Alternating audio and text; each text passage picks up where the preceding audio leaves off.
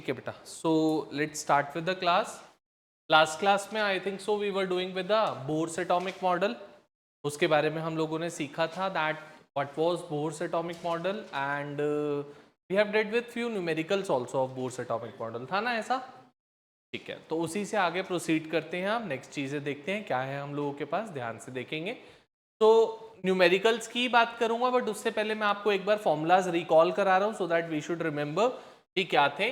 सबसे पहली चीज बेटा, बोर एटॉमिक मॉडल में एनर्जी निकालने का फॉर्मूला उसने हमें बताया था कि डिफरेंट डिफरेंट शेल्स की energy how do we calculate. So E N it was being given by E N किससे रिप्रेजेंट करते थे? E N was given by minus of 2.18 into 10 raised to the power minus 18 z square by n square joule per atom. This was the energy for calculating the energy of a particular shell. किसी भी एक particular shell की आपको energy निकालनी है, where z is the atomic number, n is the shell number.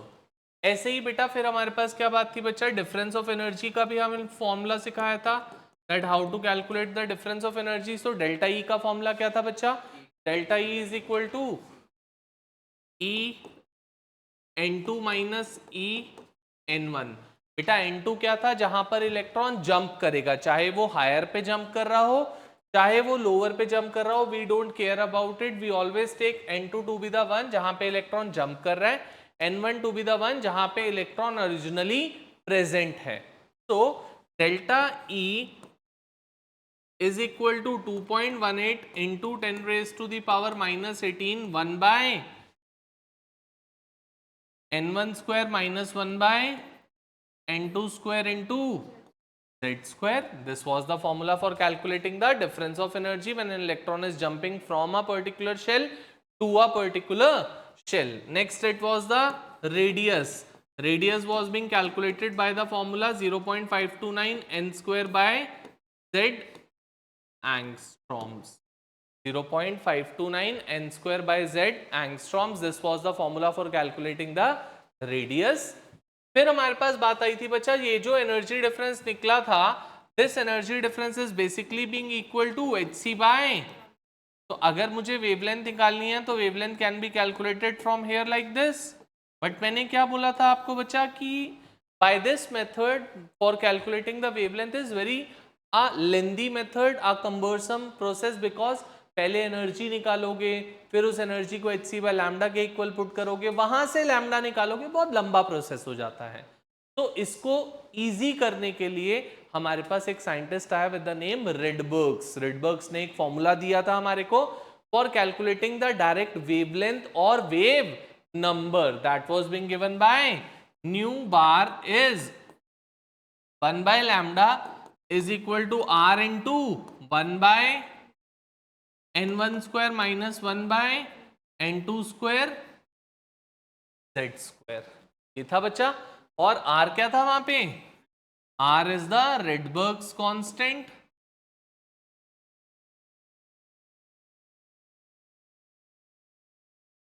जिस r की value थी बच्चा 109677 centimetre inverse. This was r, and we also told that ki n2 should always be greater than n1 when we are using this particular formula, because wavelength और wave number can never come out to be negative. कभी भी wavelength और wave number negative नहीं आ सकता. because of that particular reason बड़े वाले shell को हर समय n2 लेना है और छोटे वाले शेल को हर समय n1 लेना है, चाहे इलेक्ट्रॉन कहीं से कहीं पर जंप कर रहा हो, we don't care about it. यही चीज सीखी थी हमने. नेक्स्ट, इसी में बेटा हमारे पास एक और बात आती है. हमने कुछ सीरीज के बारे में भी बात करी थी, इफ यू रिमेंबर. हमने कुछ सीरीज के बारे में भी बात करी थी. कौन कौन सी सीरीज? जैसे अगर कहीं से भी इलेक्ट्रॉन फर्स्ट शेल पे जंप कर रहा है, सेकंड से, थर्ड से, फोर्थ से, फिफ्थ से, इंफिनिटी से, अगर वो फर्स्ट शेल पे जंप करता है तो the name of the series was given as Lyman series. अगर वो किसी हायर एनर्जी लेवल से सेकंड शेल पे जंप करता है तो the name of the series was given as Balmer series. अगर वो थर्ड, फोर्थ, फिफ्थ से कर रहा है सेकंड पे तो बाल्मर. अगर वो फोर्थ, फिफ्थ, सिक्स, सेवेंथ से टिल इंफिनिटी कहीं पर भी थर्ड पे जंप करता है तो given the name of Paschen series. उसके बाद हमारे पास अगर वो फिफ्थ, सिक्स, सेवेंथ इंफिनिटी से कहीं पर भी फोर्थ पे जंप कर रहा है तो Brackett series.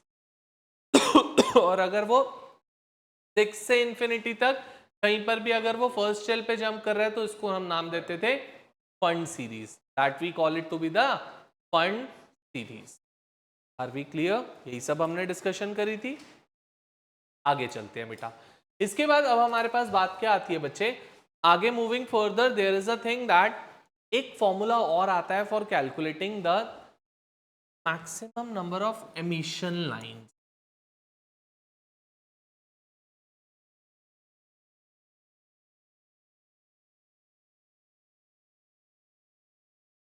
Maximum number of emission lines निकालने का फॉर्मूला होता है summation of n2 minus n1। Sir ये क्या होता है?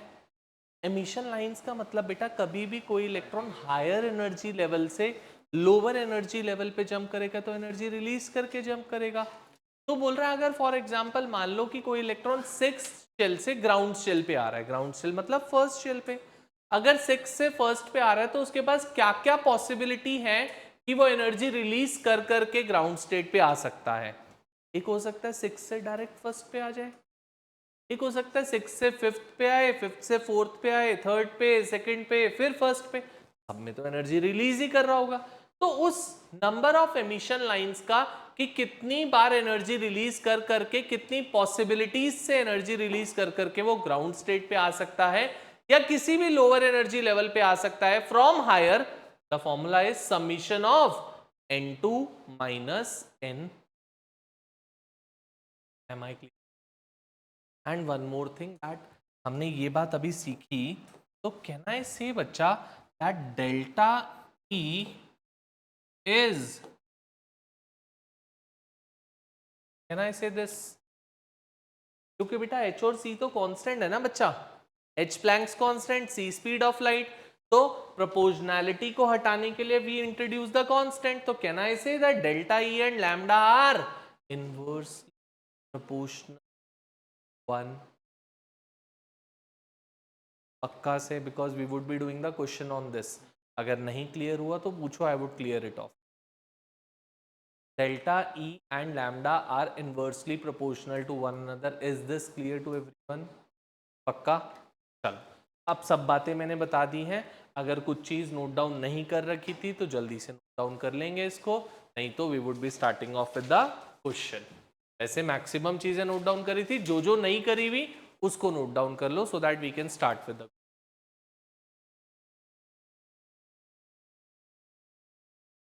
कितनी कितनी पॉसिबिलिटी से वो हायर एनर्जी लेवल से लोअर एनर्जी लेवल पे आ रहा है बाय रिलीजिंग द एनर्जी।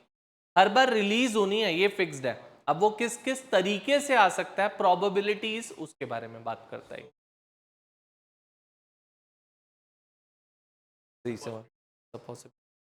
तो वो क्वेश्चन भी करेंगे जस्ट इसके बाद, अभी वैसा क्वेश्चन कराऊंगा तो और क्लियरिटी मिल जाएगी। बोल, अगर एनर्जी निकालनी है तो n1 वो होता है जहां पे इलेक्ट्रॉन अभी प्रेजेंट है और n2 वो होता है जहां पे इलेक्ट्रॉन जंप करता है, जब ये डेल्टा ई निकालना होता है। बट जब ये निकालना होता है लैम्डा, तो हम क्या करते हैं, बड़े वाले को n2 लेते हैं, बड़े वाले को n2 लेते हैं और छोटे वाले को हर समय n1 लेते हैं। क्यों? क्योंकि लैम्डा और न्यू बार मतलब वेवलेंथ और wave number can never come out to be negative, तो उसको पॉजिटिव रखने के लिए बड़े वाले को n2 लेते हैं, छोटे वाले को n1 लेते हैं। Z है बेटा, radius of a particular shell is 0.529 n square by z angstroms, n square by z angstroms।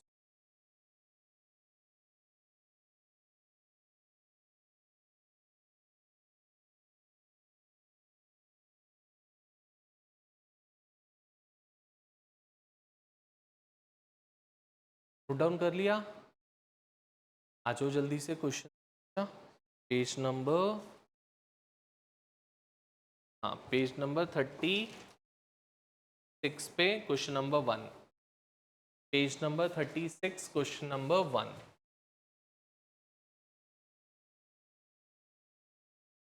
Page 36 question number 1 करो बेटा, आगे कर लिया note down? Page number 36 question number 1 आ जाओ।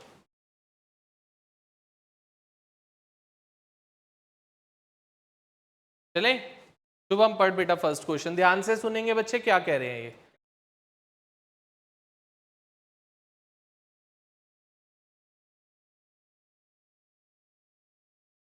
लैम्डा निकालना है और वेव नंबर निकालना है, दोनों कब? जब इलेक्ट्रॉन सेकंड ऑर्बिट से फर्स्ट ऑर्बिट पे जंप करता है इन अ हाइड्रोजन एटम। हमने क्या सीखा? जब भी हमें वेवलेंथ और वेव नंबर निकालना होगा तो छोटे वाले को n1, बड़े वाले को n2 without any second thought in it. So n2 क्या हो जाएगा बेटा? 2, n1 क्या हो जाएगा? 1। हमारे पास फॉर्मूला किसका?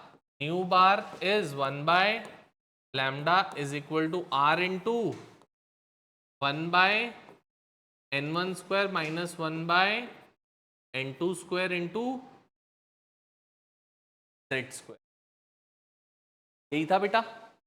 तो it would be nu bar, पहले न्यू बार निकाल लेते हैं। Nu bar is equal to R, that is 109677।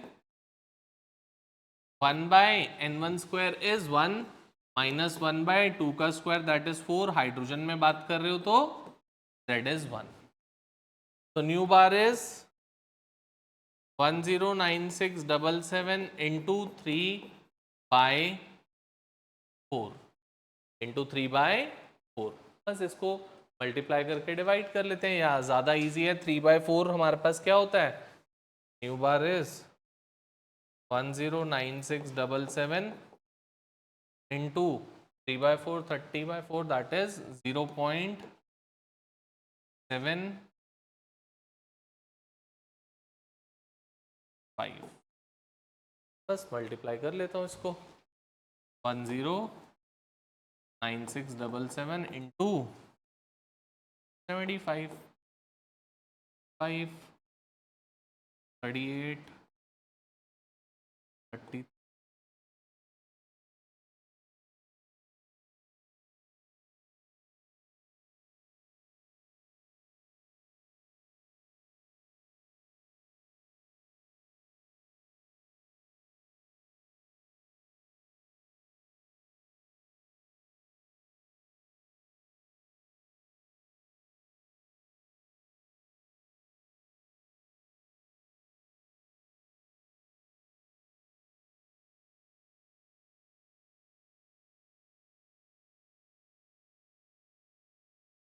ये आ रहा है बेटा।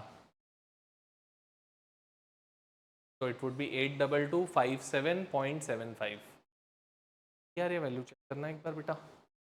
New bar is 822257.75 centimetre inward. Am I clear with this? Clear है बेटा? पक्का? चलें आगे।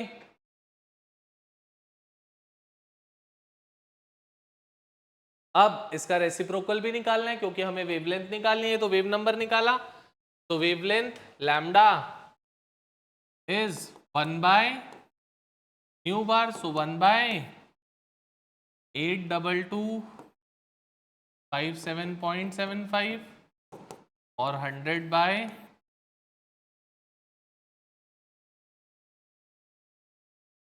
That would B 0.000056।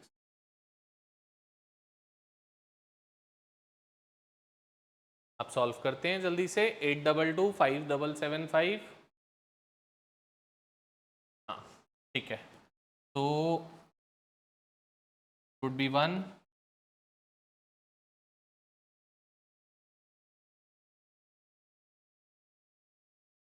5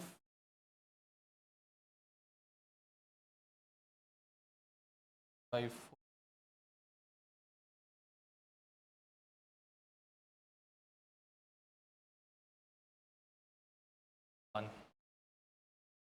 1774225 तो आ गया 0.00001 सेंटीमीटर आंसर। ठीक है,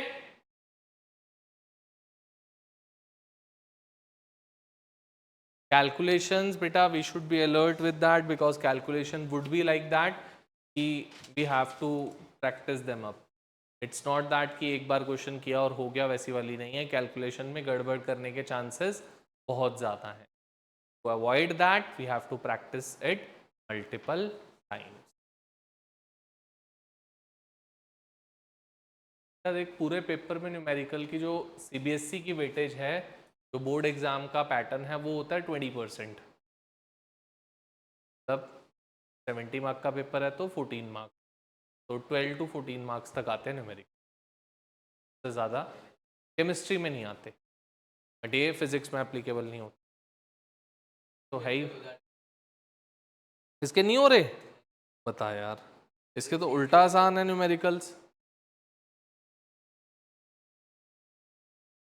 मैथ्स पेपर जैसा बनाएंगी, बात नहीं बनाने तो क्या हो गया, तो अच्छी बात है, मैथ्स पेपर जैसा बनाएंगे तो उसमें तो एडिशन सब्ट्रैक्शन ही तो होएगा, और क्या होगा फिर एक्चुअल। ठीक है, समझ में आ गई बात, पक्का। चले नेक्स्ट क्वेश्चन देखें, कोई डाउट्स? नॉनेत समझ में आ गया? चलो लेट्स मूव फर्दर देन। आ जाओ बेटा क्वेश्चन नंबर 2 पे। विविका पढ़ रही है क्वेश्चन नंबर 2, ध्यान से सुनोगे क्या बोल रही है। हाँ बेटा पढ़।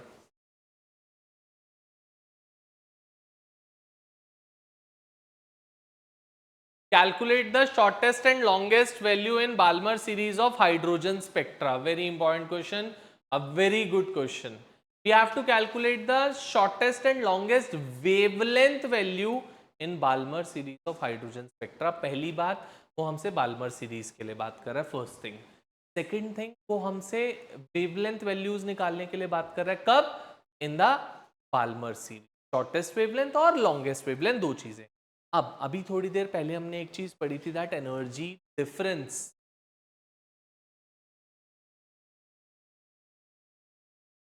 Difference of energy inversely proportional to lambda. हाँ या ना बच्चा? हमें लैम्डा निकालने के लिए बोला है शॉर्टेस्ट एंड लॉन्गेस्ट। अगर मुझे शॉर्टेस्ट लैम्डा निकालना है, इसका मतलब एनर्जी डिफरेंस मैक्सिमम होना चाहिए। अगर मुझे लॉन्गेस्ट ये निकालना होगा लैम्डा, तो एनर्जी डिफरेंस, तो मतलब जो मुझे लैम्डा निकालना है उसका अपोजिट एनर्जी डिफरेंस होना चाहिए। अगर लैम्डा शॉर्टेस्ट निकालना है तो एनर्जी डिफरेंस मैक्सिमम, और अगर लैम्डा लॉन्गेस्ट निकालना है तो एनर्जी डिफरेंस मैक्सिमम। शॉर्टेस्ट के लिए मैक्सिमम, लॉन्गेस्ट के लिए minimum. We have to remember that's it. आओ आते हैं, क्वेश्चन करते हैं। अब पहली चीज हमने क्या सीखी बेटा, दैट बाल्मर सीरीज की बात कर रहा है तो मेरे पास N1 फिक्स्ड हो चुका है, दैट N1 वुड बी 2। वो तो फिक्स्ड है, उसको चेंज नहीं कर सकते हम चेंज किसको कर सकते हैं? N2 को कर सकते हैं हम चेंज। चलो आओ, तो पहले अगर मैं लॉन्गेस्ट वेवलेंथ के लिए बात करूं आपसे, बेटा लॉन्गेस्ट वेवलेंथ के लिए जो आपका एनर्जी होनी चाहिए वो कम होनी चाहिए। तो क्या मैं कह सकता हूं N1 तो फिक्स्ड है, वो तो कभी चेंज ही नहीं होएगा बाल्मर सीरीज में, तो 2 से कहां पे जंप करे कि एनर्जी डिफरेंस मिनिमम आए?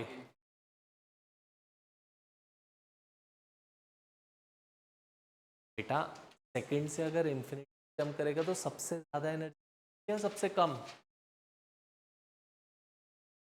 हमें क्या चाहिए? हमें क्या चाहिए? कम एनर्जी। तो मतलब सेकंड से थर्ड पे जंप करेगा तभी तो सबसे कम एनर्जी लगेगी। तो N1 would be 2, N2 would be, for this the energy required would be minimum. अगर एनर्जी रिक्वायर्ड मिनिमम होएगी तो we would get the maximum wavelength, we would get the longest wavelength जो हमें चाहिए। तो फॉर्मूला क्या होता था वेवलेंथ का? 1 by lambda is equal to R into 1 by N1 square minus 1 by N2 square into Z square। तो 1 by lambda is 109677 into 1/n1 square मतलब 2 का square that would B 4 minus 1/n2 square मतलब 9 का 3 का square that would B 9 into hydrogen के लिए बात कर रहे हैं तो 1 तो 1 by lambda is 109677 into 5/36 so lambda would come out to be 36 by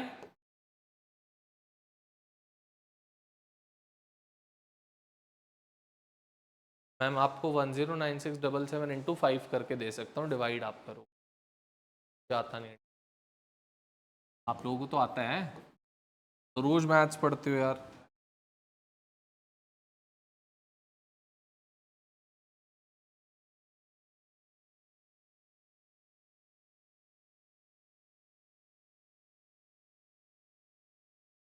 ये आ रहा है बेटा 548385 इसको डिवाइड करना है मतलब 36 को डिवाइड करना है इस नंबर से 54838 से कर दो वेरी इजी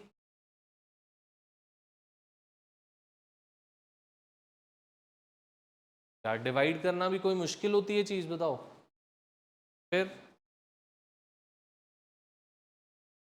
ये तो देविका ही बताएगी मुझे तो अभी हाँ देविका जल्दी से बेटा वेरी गुड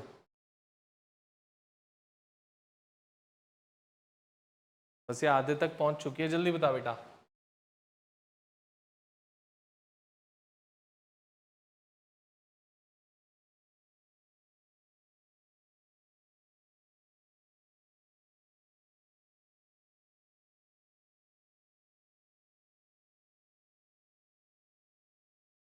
मैं बताऊंगी सर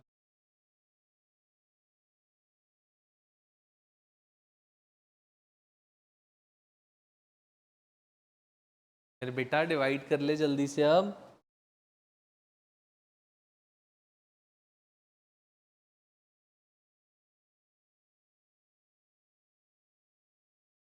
जल्दी से देविका शुभम का निकलने ही वाला आंसर हाँ जी 6559 पॉइंट एंगस्ट्रॉम वहां पे यही दिया हुआ आंसर इसलिए ऐसा है क्या एंगस्ट्रॉम में कैसे निकाल दिया 1/r की value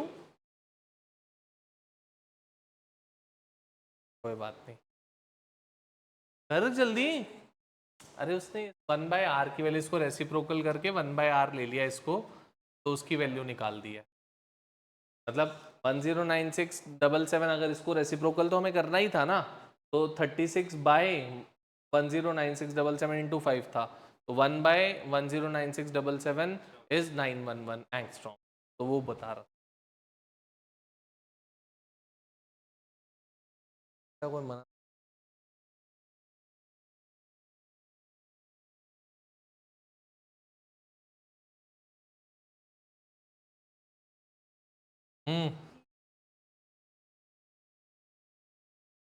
0.0000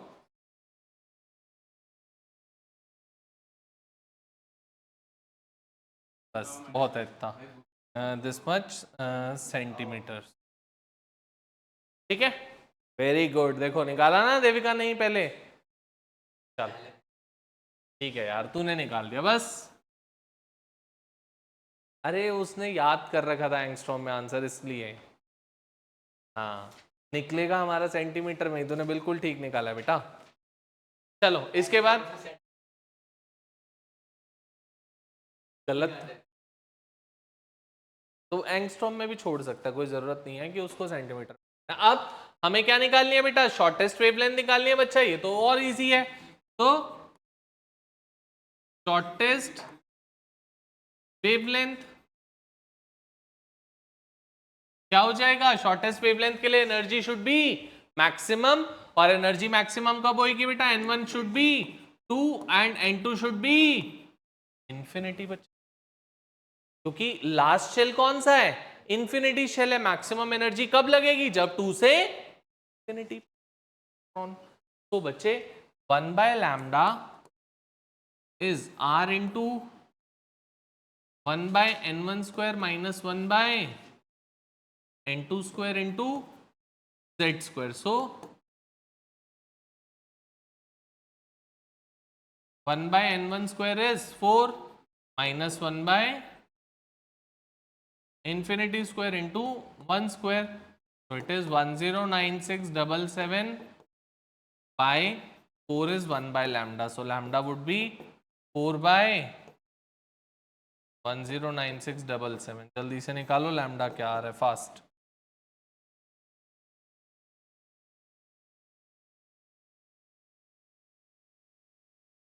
Go for it fast.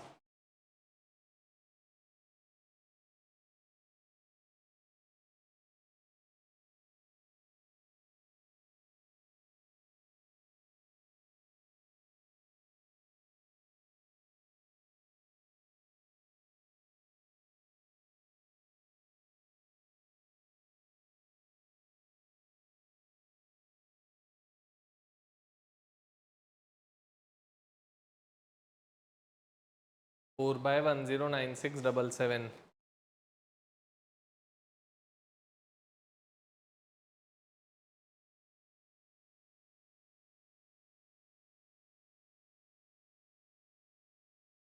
Ronit क्या आंसर आ रहा है जल्दी.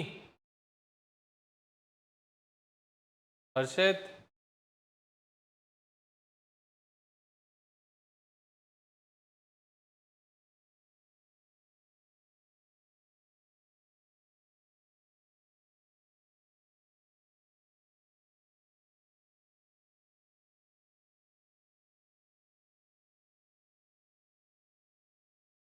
वो एंगस्ट्रॉम में आया चाहे किसी में भी आए वो तो बेटा सेम ही आएगी ना वैल्यू. तो 10 रेज टू द पावर ही तो होगी जो चेंज आएगा.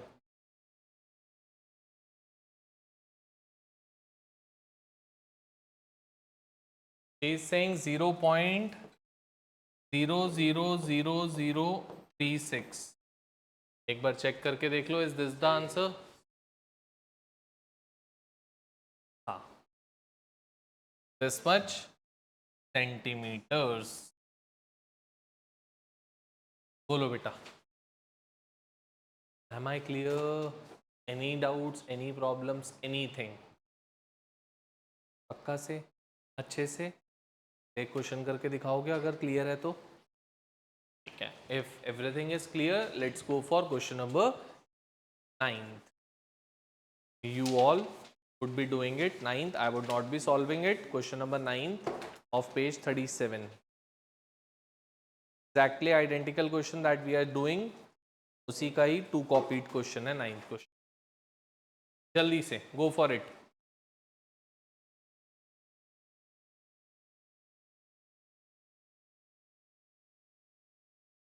स्टार्ट करते हैं फिर. नेक्स्ट आ जाओ जल्दी से क्वेश्चन नंबर 10th के साथ. 9th आपने अभी किया है. नेहा मेरे साथ अब बेटा ध्यान देगी क्वेश्चन नंबर 10th पे. Page number 37. बुक है तेरे पास बेटा? बुक नहीं है? हाँ हाँ हाँ. देविका बुक बेटा पीछे उसको देते ले लियो बाद में. क्वेश्चन नंबर 10th पे आ जाओ बच्चे. शगुन पढ़ बेटा 10th क्वेश्चन.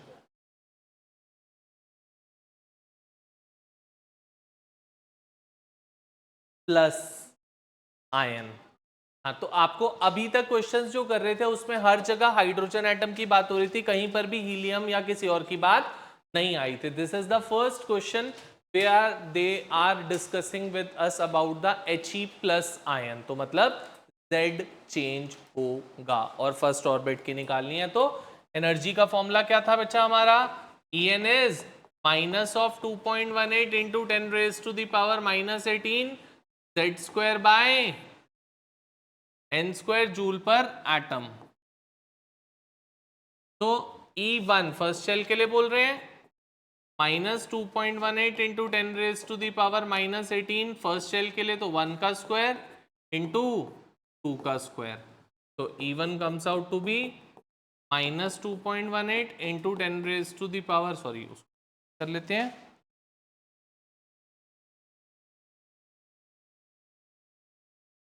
तो चेंज कर लेते हैं. तो that would be minus of 8.7 72 into 10 raised to the power minus 18 joule per atom is the energy of the helium first orbit. Helium के first orbit की energy is minus of 8.72 into 10 power minus 18 joule per atom. हाँ बेटा बोल। बेटा negative का मतलब होता है बच्चा अट्रैक्शन।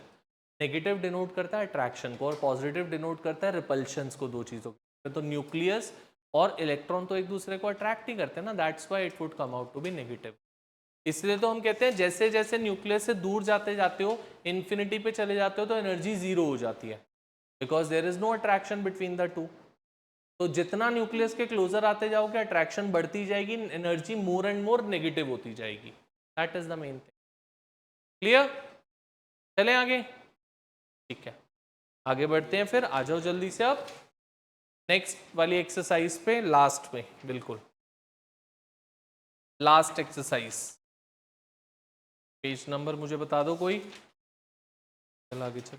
हाँ ये पेज नंबर 43 पहले 43 पे आ जाओ। क्वेश्चन नंबर 10th जो आज चीज सिखाई है उसी का क्वेश्चन है, maximum number of emission lines वाला।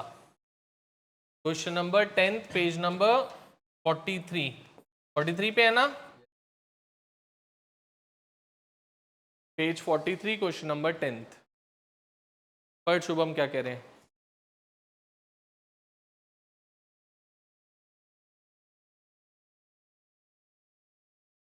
तो मतलब अभी इलेक्ट्रॉन कहां पे प्रेजेंट है बच्चा? n इज इक्वल टू 6 में, n1 इज इक्वल टू 6 और it is dropping to the ground state. Ground state का मतलब होता है बच्चा फर्स्ट शेल में इलेक्ट्रॉन जंप कर रहा है सिक्स्थ शेल से। जब 6 से फर्स्ट पे आएगा तो बोल रहे हैं कितने maximum number of emission lines होंगी आपके पास, वो पूछ रहे हैं। तो maximum number of emission lines का फॉर्मूला हमने सीखा है, maximum number of emission lines is given by the formula summation of n2 minus n1. So it would be summation of 6 minus 1, that is 5. तो summation of 5 होता है बच्चा 5 plus 4 plus 3 plus 2 plus 1 comes out to be 3 emission lines। बोलो बच्चे। अब इसको मैं आपको सिग्निफिकेंटली समझाता हूं कैसे ये चीज। कहाँ पे बेटा? क्यों -5 होएगा? क्या एनर्जी निकाल रहे हैं यहाँ पे हम? मैंने क्या सिखाया था, कहीं पर भी बड़ा वाला शेल जो होएगा वो हर समय क्या होएगा? n2 होएगा, छोटा वाला शेल n1। अगर एनर्जी निकाल रहे होते तो हमें ये सोचना होता है क्या है, एल्स एमिशन हो रही है तो एमिशन होने में तो हर समय बेटा n2 क्या होएगा? बड़ा होएगा, n1 छोटा होएगा। तो क्या एमिशन लाइंस नेगेटिव आ सकती हैं? नंबर नेगेटिव आ सकता है कभी भी?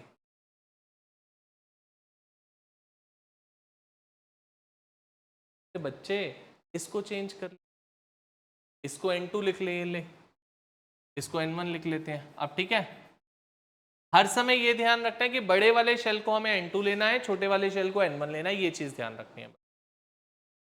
अब मैं आपको सिग्निफिकेंटली ये समझाता हूं क्या चीज थी। ये देखो, आंसर तो हमने निकाल लिया, बट क्या कहना चाह रहा था वो देखते हैं।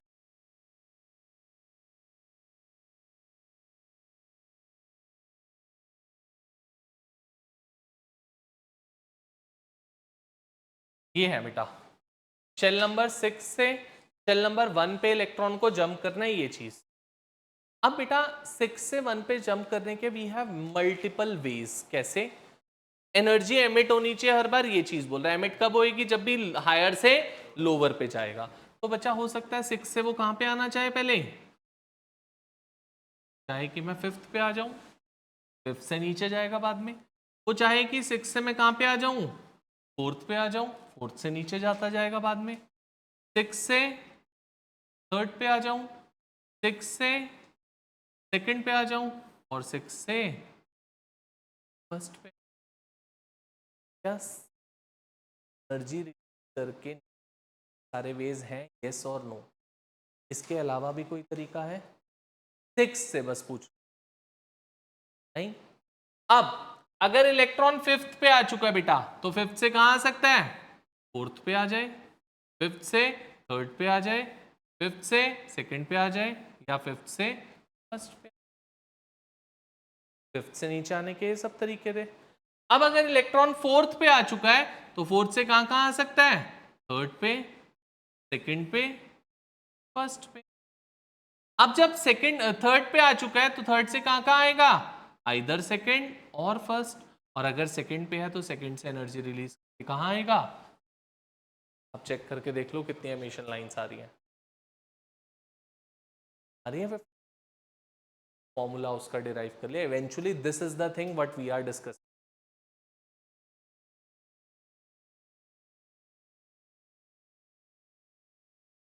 पक्का? डाउट्स? जैसे इसको भी बना लो ताकि आपको याद रहे हम कर क्या रहे हैं, आपको कॉन्सेप्ट पता हो that what we are doing in this question. हाँ बेटा बोल। एक्साइटेड इलेक्ट्रॉन होता है बेटा कि किसी भी लोअर शेल से हायर शेल पे जंप करा तो वो एक्साइट हो रखा है। जो उसकी ग्राउंड स्टेट है, मतलब मान लो हाइड्रोजन की ग्राउंड स्टेट होती है 1 से वो किसी भी शेल में जाके जंप हो रखा है, तो that is the excited state. चाहे वो 2nd पे हो, चाहे 3rd पे हो, नॉट एट 1, वो सारी एक्साइटेड स्टेट्स होंगी। अब वो एक्साइटेड स्टेट से नीचे आ रहा है, ग्राउंड स्टेट पे आ रहा है।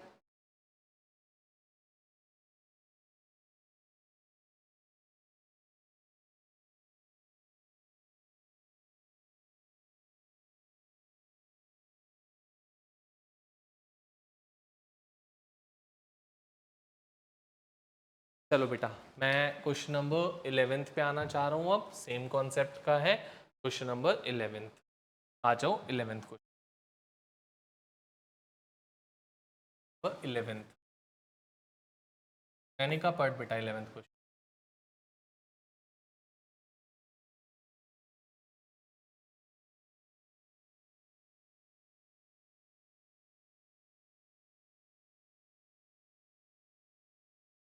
ठीक है।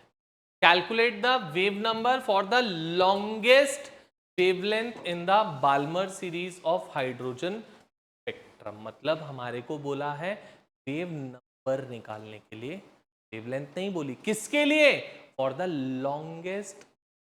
अगर बच्चा वेवलेंथ लॉन्गेस्ट निकालनी है तो एनर्जी शुड बी, हम एनर्जी मिनिमम कहां से कहां होती है? बाल्मर सीरीज के लिए कह रहे हैं तो 2 से, तो मतलब n1 क्या है बच्चा और n2 क्या है बेटा? तो nu bar is r into 1 by n1 square minus 1 by n2 square into z square. Yes और नो? तो न्यू बार इज r क्या है? 109677 into 1 by n1 square that is 4 minus 1 by n2 square that is 9 into 1। तो nu bar is 36 और यहाँ पे 5। तो nu बार आ जाएगा बेटा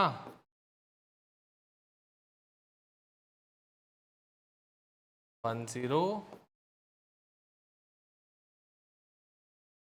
पीछे से आंसर देखो ना, हमने निकाला तो था ये आंसर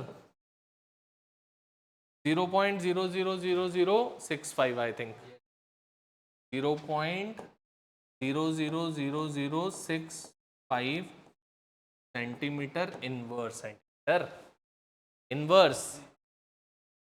एम आई क्लियर?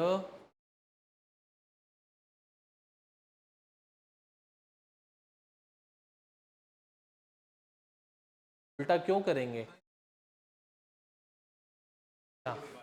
तो फिर इसका 1 बाय करना पड़ेगा। तो हमने 1 बाय वाली वैल्यू भी तो निकाली थी, एक बार देखो 1 बाय वाली वैल्यू क्या निकाली थी, चेक करो एक बार। नहीं निकाली थी? चलो तो कोई बात नहीं, तो कर लो। तो 1 बाय दैट हो जाएगा 0.0000065 था ना, 1 2 3 4 5 6 1 2 3 4 5 6 डिवाइडेड बाय ऐसा कुछ होएगा, चेक करो जरा। 1 बाय दैट होता ना, तो मैंने उसको 1 बाय कर दिया, बस उस वैल्यू को डिवाइड कर दिया मैंने 1 से, जो हमने अभी निकाली थी वैल्यू।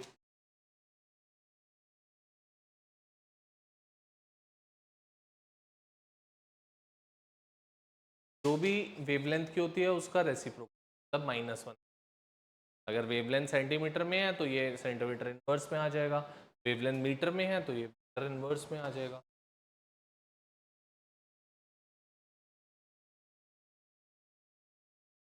देखो देखो,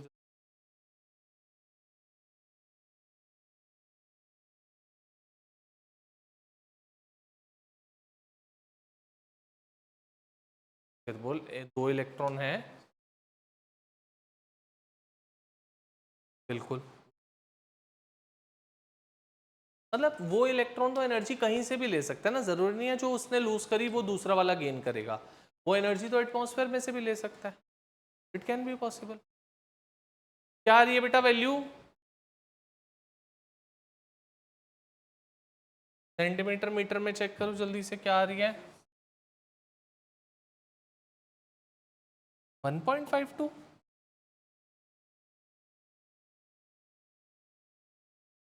एक बार देखो क्या है।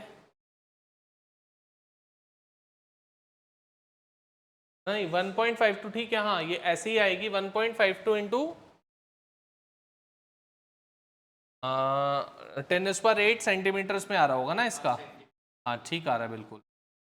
अगर इसको मीटर्स में करोगे तो 6 हो जाएगा ये आंसर। वहां देखना क्या दे रखा है, 6 मीटर्स में दे रखा होगा वो, तो हमने सेंटीमीटर्स में निकाला तो बिल्कुल ठीक आया 1.52 इंटू 10⁸ सेंटीमीटर्स, परफेक्ट, कोई गलती नहीं है। हाँ बच्चा, जैसे लगा रहा है, निकालूं, मैं निकाल के दिखाऊं एक बार यहाँ पे, फिर अगर फिर भी नहीं समझ पाएगा तो देखता हूँ आपका। इसको मल्टीप्लाई करके क्या वैल्यू आई थी ये बता दो मुझे एक बार। 548385 डिवाइडेड बाय 36, तो 36 1 would be 40 14 18 188, 36 इंटू 5 180 हो जाएगा,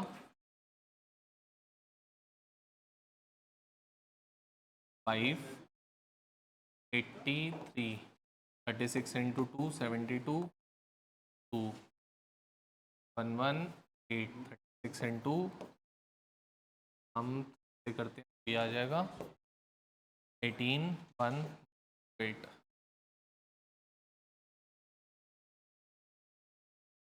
10 5।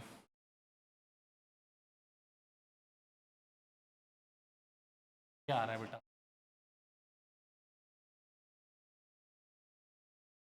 15232.9 and that too would be a centimeter। हाँ बोलो बेटा, तो भी कोई 5/36 क्या आया? 0.13 एग्जैक्ट, उसके आगे कुछ नहीं आ रहा था, इसी वजह से डिफरेंस आएगा। 13 के आगे क्या वैल्यू आ रही है? 13 के आगे अगर वैल्यू फॉर एग्जांपल 5 या 5 से बड़ी आएगी तो राउंड ऑफ भी तो करना पड़ेगा ना, इस वजह से डिफरेंस आ रहा है और कोई डिफरेंस। आंसर वैसे ठीक है, क्या है आप ऐसे निकालो या पहले डिवाइड करके निकालो, उसमें डिफरेंस तो बस डिफरेंस इसलिए है राउंड ऑफ नहीं हो पाया, और जो थर्ड डेसिमल पॉइंट आ रहा था वो हम ले नहीं पाए बस।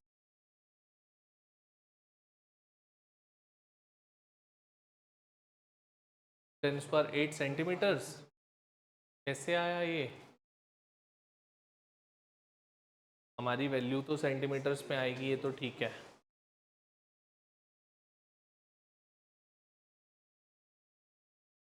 वन पॉइंट 52 इंटू 10⁴ सेंटीमीटर्स आना चाहिए फिर तो। एक बार देखो आप लोगों का 8 कैसे आ रहा था, 4 आना चाहिए, चेक करना कैसे आएगा 8, तुम्हारे सामने डिवाइड किया है देखो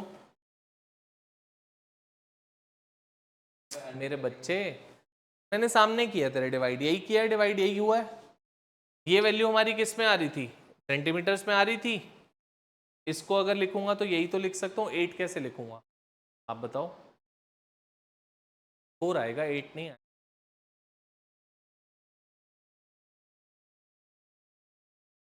वहां कितना दिया हुआ है, वहां कितना दिया हुआ है, 10⁻6 दिया हुआ है।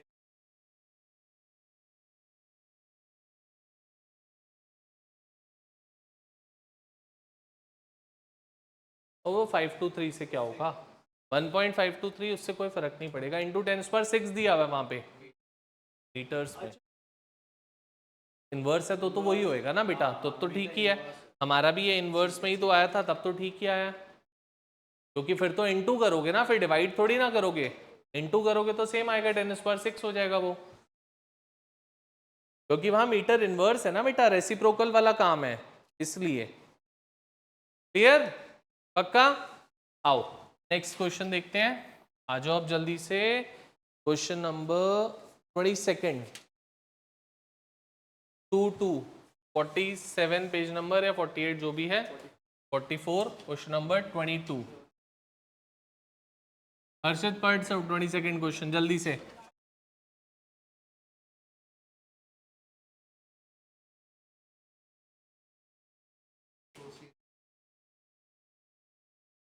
Show that the circumference of the Bohr's orbit is an integral multiple of de Broglie's wavelength associated with the electron revolving around the orbit। पहली बात circumference का फॉर्मूला जल्दी से, 2πr, नहीं बेटा हम सर्कुलर लेके ही चलते हैं उसको। 2πr इज इक्वल टू, आपको ये प्रूफ करने के लिए कह रहा है दैट कि 2πr लैम्डा के इंटीग्रल मल्टीपल के इक्वल है, ये प्रूफ करो आप। 2πr is equal to n lambda proof करने के लिए आपसे बोल रहा है। क्वेश्चन समझ में आया? पहले तो ये बोलो this need to be proven. Is this clear? पक्का? इंटीग्रल मल्टीपल का मतलब होता है बेटा 2πr या तो लैम्डा के इक्वल आए, या 2 into lambda, 3 into lambda, 4 into lambda, any natural number into lambda. It can not be decimals, it can not be fractions, that is an integral multiple. तो 2πr is equal to n lambda हम लोगों को proof करना है बच्चा। तो सबसे पहली बात हम लोगों ने जहां पे बोर्स एटॉमिक मॉडल स्टार्ट किया था, मैंने वहां बोला था that the electron in the orbit can revolve in those ones only where the angular momentum of an electron is an integral multiple of h by 2 pi. Have we discussed about this? Yes or no? Check कर सकते हो, जहां bourse atomic model start किया सबसे पहले यही बात मैंने डिस्कस करी थी आपसे। mvr is equal to nh by 2 pi। याद है कि इलेक्ट्रॉन हर शेल हर ऑर्बिट में रिवॉल्व नहीं कर सकता, वो वहीं पर रिवॉल्व करेगा जहां पे इलेक्ट्रॉन का angular momentum h by 2 pi के इक्वल होगा। अगर नहीं होगा तो electron can not revolve in that particular shell और ऑर्बिट। याद बात? और एक फॉर्मूला हम लोगों ने डी ब्रोगलीज का पढ़ रखा है। डी ब्रोगलीज वेवलेंथ का फॉर्मूला होता है lambda is equal to h by, हाँ या ना? बोलो जल्दी से।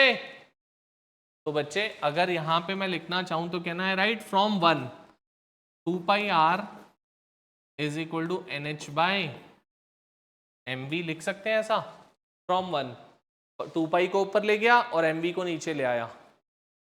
ये बच्चा दिस 2π एंड mv की पोजीशंस को इंटरचेंज कर दिया। h बाय 2π किसके इक्वल है? लैम्डा बाय 2π तो लैम्डा है ना बच्चा, तो क्या हो गया? ये लो, यही तो प्रूफ करना था आपको, हो गया। हमने दो फॉर्मुलेस पढ़े थे, एक वेवलेंथ का फॉर्मूला ये रहा, डी ब्रोगलीज वेवलेंथ का फॉर्मूला, एक बोर्स एटॉमिक मॉडल स्टार्ट करते ही सबसे पहले ये चीज, दोनों को इंटर रिलेट करके I am getting that 2πr is equal to n lambda और nh बाय mv।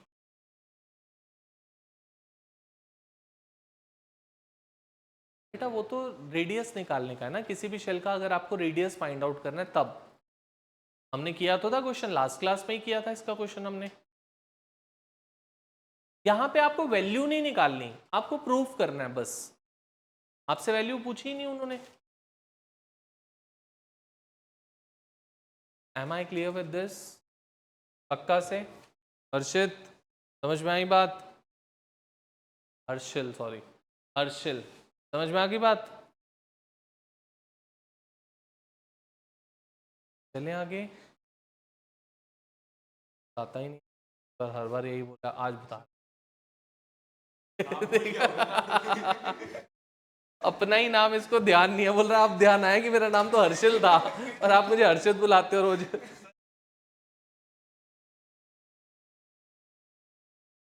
तुझे लगा होगा कि हर्षिल ही बोल रहा हूँ, है ना? मैं हर्षित बोल रहा था हर बार। चलो चलें आगे बेटा, आप आ जाओ जल्दी से क्वेश्चन नंबर 23 पे। 23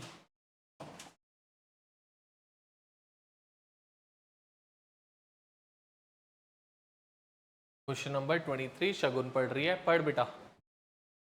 बहुत बहुत बहुत बहुत इंपॉर्टेंट क्वेश्चन है 23rd question, one of the most important question, teachers favourite question, competitive exam में पूछा हुआ क्वेश्चन वैसा है।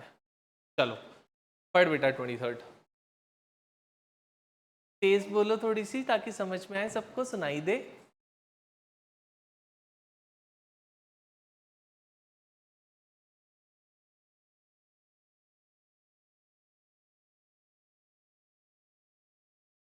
ठीक है, बोल रहे हैं what transition in the hydrogen spectrum would have the same wavelength as that of the Balmer transition from n is equal to 4 to n is equal to 2 in helium plus. जैसे question समझना, कहना क्या चाह रहे हैं, solution बाद में सोच। बोल रहे हैं lambda for hydrogen atom and lambda for helium plus ion सब सेम होगा। किस ट्रांजिशन के लिए सेम होगा? अगर हीलियम प्लस में इलेक्ट्रॉन 4 से 2 में जंप कर रहा है तो बताओ हाइड्रोजन में इलेक्ट्रॉन कहां से कहां पे जंप करे कि दोनों की वेवलेंथ सेम हो जाए। क्वेश्चन क्या बोला पहले तो ये मैंने बोला हीलियम प्लस आयन में इलेक्ट्रॉन जंप कर रहा है from 4 to 2 in He plus ion, तो बताओ हाइड्रोजन में कहां पे कि दोनों की वेवलेंथ हो गया। अब आते करना।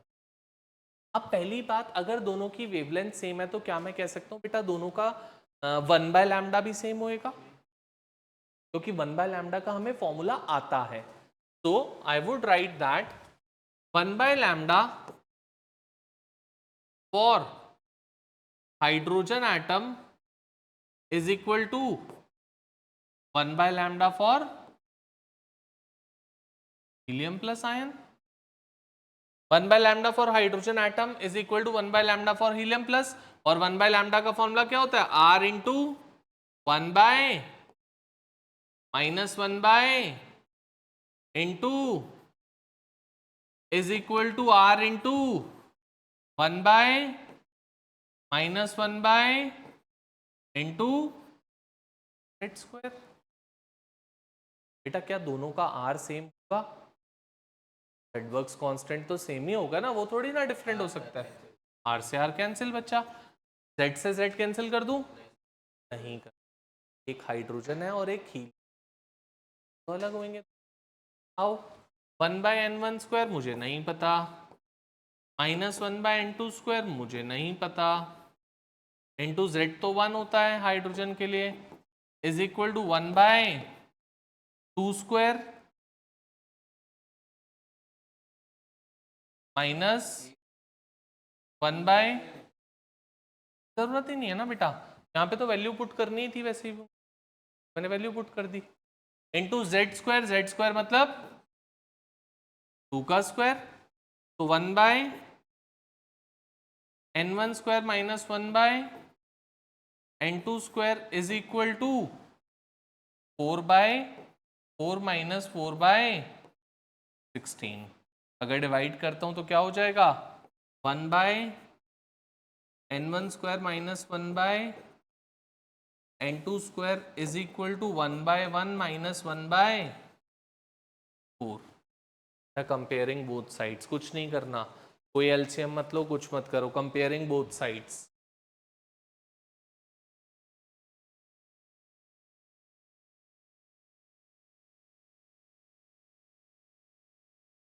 कंपेयरिंग बोथ साइड्स क्या हो जाएगा, n1 स्क्वायर 1 आ जाएगा और n2 स्क्वायर 4 आ जाएगा। और बच्चा स्क्वायर से अब जब नॉर्मल n निकालोगे तो it should be plus minus, but बेटा कभी भी शेल तो माइनस हो नहीं सकता, तो नेग्लेक्टिंग दैट n1 क्या हो गया बेटा 1 और n2 क्या हो गया बच्चे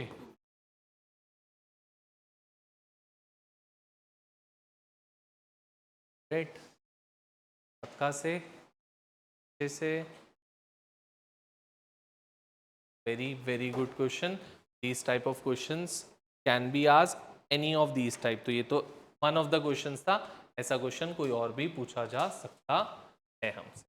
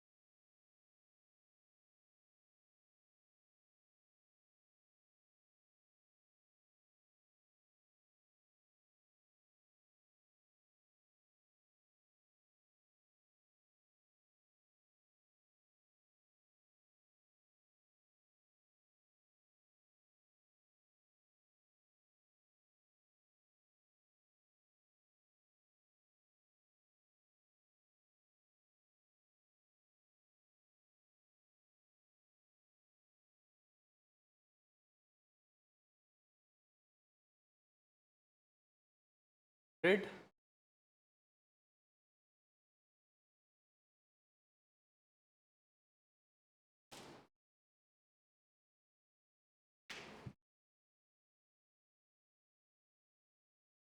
एक क्वेश्चन मैं आपके लिए छोड़ रहा हूँ, question number 24th, and with question number 24th I think so now the Bohr's atomic model questions are all done.